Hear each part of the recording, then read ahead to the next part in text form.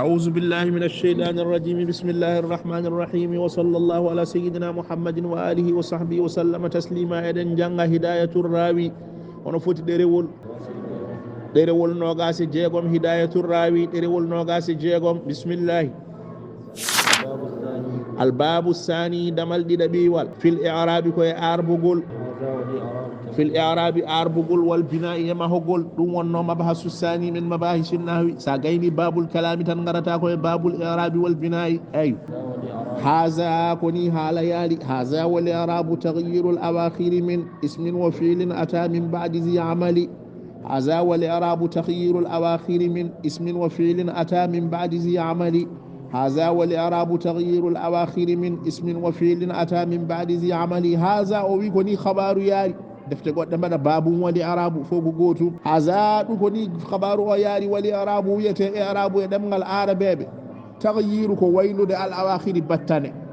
بطنة كلمة شانزو ميلو تغيير الأواخر من اسم وفعل إن مراد اسم وفعل حرفير علىهن حرفير أربتك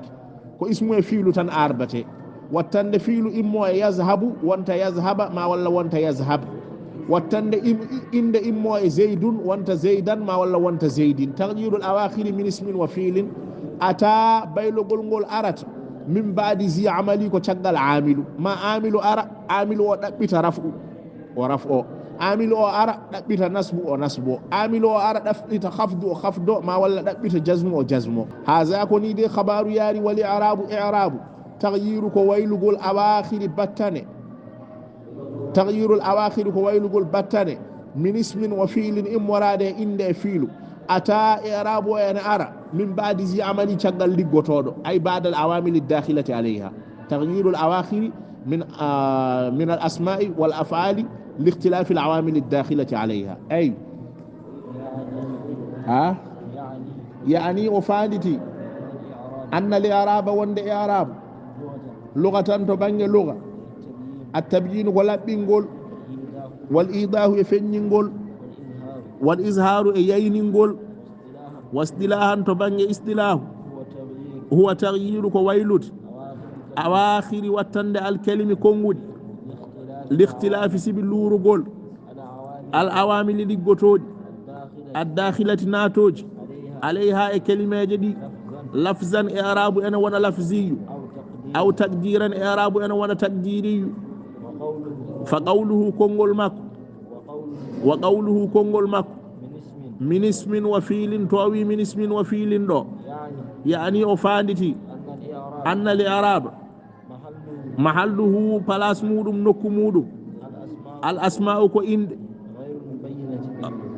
غير المبنية عند دمهاك عند دمهاك والأفعال في لوج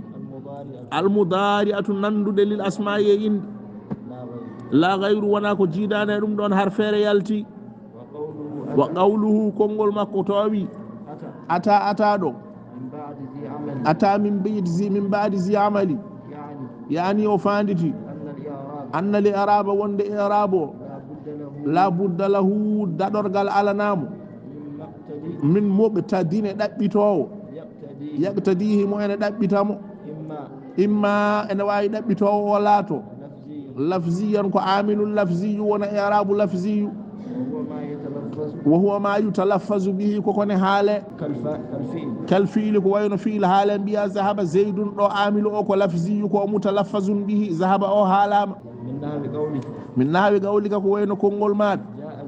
جاء زيد اري اهالي العامل او وني جاء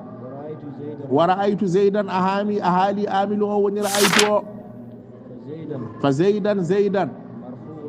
فزيد مرفوع كو دفع في الأول مثال قدنو بجاء وني أدني مرفعات ومنصوب كو نسبار في الثاني مثال دبو برأيت أدني مناسبات والاسم إنك دي كنون وي من نحو قولك وين كونغول ماد محمد ضارب كو بيو أمرا أمر ضارب أو قول أمرا أو فإن الخبر خبر أو ضارب أو رفع أو مبتدا زيد أو رفع خبر أو ضارب أو فإن الخبر خبر مرفوع ورفع بالمبتدا ومبتدا وأمرا أو ضارب أمرا منصوب نصبني باسم الفاعل كضارب والحرف حرفان من نحو قولك وإن كنقول ماد إن زيدا زيد لن يقوم دارتاك فزيدا زيد منصوب كوكو نصبرا بإن ويقوم منصوب كنصبرا بلن لن وكلاهما لم أو إن فو حرف كحرفير وإما أن يكون العامل دونك عامل وني لفظي جوني وإما أن يكون العامل عامل أولاتو معنويا كو معنوي وهو ما لا يتلفظ به عامل محالتاك أمية لفظي كالابتداء مبتدا رفعتوك بالابتداء ابتداء نون حالتاك والتجرد ما ولا فيل سو بولدي بولغول ngol wana hala nahu qawlika ko wayno kongol mada zaidun qa'imun zaidu o ko rafidum rafimo ko ibtida'u wana hunde halatende ko amilun ma'nawi ay ويقوم زيد يقوم o ko rafidum ko tajarrud boldugol makko boldugol ngol wana hunde halatende wadde ko amilu ma'nawi falismu inna marfu'un bil ibtida'i والفيل فيلو مرفوع ومرفع للتجرد سبي بولدودم بالتجرد من الناسب والجازم وفي بعض النسخ أرى يوغاي دفتر نازمو حدود وحد لإرابي وحد لإرابي دفتر قد بدا وحد لإرابي قد بدا هذا ولإراب أيوه وحد لإرابي وفي بعدها أرى يوغاي مج بدلا من قول هذا ولإراب باب ولإراب دفتر قد بدي باب ولإراب وفي بعدها أرى يوغاي مج إعرابنا هو دي دفون بياما وياما وحد لإراب وياما باب ولإعراب وياما هذا ولإعراب وياما إعرابنا هو فو وياما والكل فوف بمعنى واحد كفير وات ثم إن التغيير غندا بايلوغول اسمان كو بيتشي دي بايلوغول لفظي انا وود وتقديري بايلوغول كودير سيغول انا وود فالتغيير بايلوغول اللفظي لفظيا كيود هو ما يتغير كو ne waylo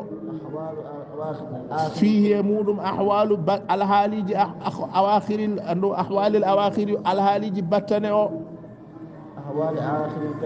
أحوال الهاليج آخر الكلمة والتن كلمة من ضمة إما ضمة إلى كسرة على كسرة ونحو يكون النمون والتقدير يقدر تيرو ما يلزم كوكو نيبة والتن مودو آخره والتنمود حالة واحدة الحالي قوت إما للتعذر ما وني غانتوغول كالفتح كوينو فتح أبي السيغالي ما ولا تد كالفتح كوينو فتح أبي السيغالي ما ولا تدغول في بعض أحواله يغاي الحالي جمون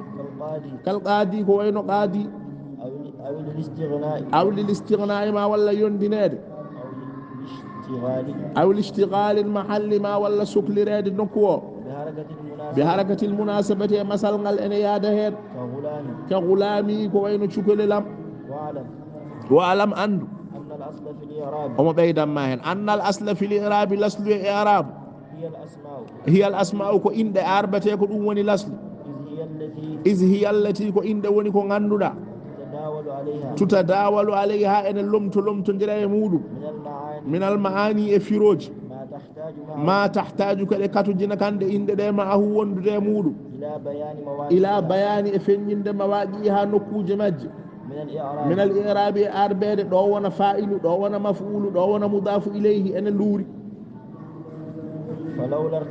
فلولا ارتفاع الفاعل سن فورف ونان رفع الفاعل لما علمنا إن نتانو بأنه الفاعل سورفاك إن نتاقو فاعل ولولا انتساب المفعول سن فو ونان نسبق المفعول لا علمنا إن نتانو بأنه مفعول به وندك مفعول به ولولا انخفاض سن فو ونانو خفدد المضاف إليه لا فاد فيود مود لما علمنا إن غندتانو بصحة النسبة سلغول أسكتنا فيود ماكو وأما الأفعال ستيغو في لوج فالأصل فيها لسلي في لوج البناء كيودي ما إلا ما شذ منها سناكو سلهين إلا ما شابه الأسماء سناكو نندي إن منه إمج كان في لوج ده فيسمى سنندي إن فيسمى إن مضارعا مضارع أي مشابها أن نندي للاسم إن وقوله ود كونغول ماكو هذا او معاربو جمول مول كو وي هذا كو مبتدا كو مبتدا خبره خبر مولو محذوف كو ممتا والتقدير هديرته هذا دوم دو هو الحاصل وني خبر ودوم دو وني كو غاس والواو للاستئناف كو بامتو حال والإعراب مبتدا ومبتدا وتغيير الأواخر خبر ونخبر مك عنه قامك والأواخر أواخر مضاف إليه ولا فاعل يمود ومن اسم وفيل جار ومجرور حال كالحال من أواخر أتى فعل ماضي وفعل ماضي وفاعل فاعل من أتى أي هو ومن بعد متعلق به يؤتي ويمك وهو مضاف من بعد وكوكو لافا وزي مضاف إليه وعمل مضاف إليه ومضاف إليه وجملة أتى وما بعدها إكوري مود في محل رفع كوي بلاس رفع نعت كو نعت للتغيير تغييرا آتيا تغيير غاردو أيوه يسي ثم قال رحمه الله تعالى وسلم وبارك على سيدنا محمد وآله وصحبه أجمعين.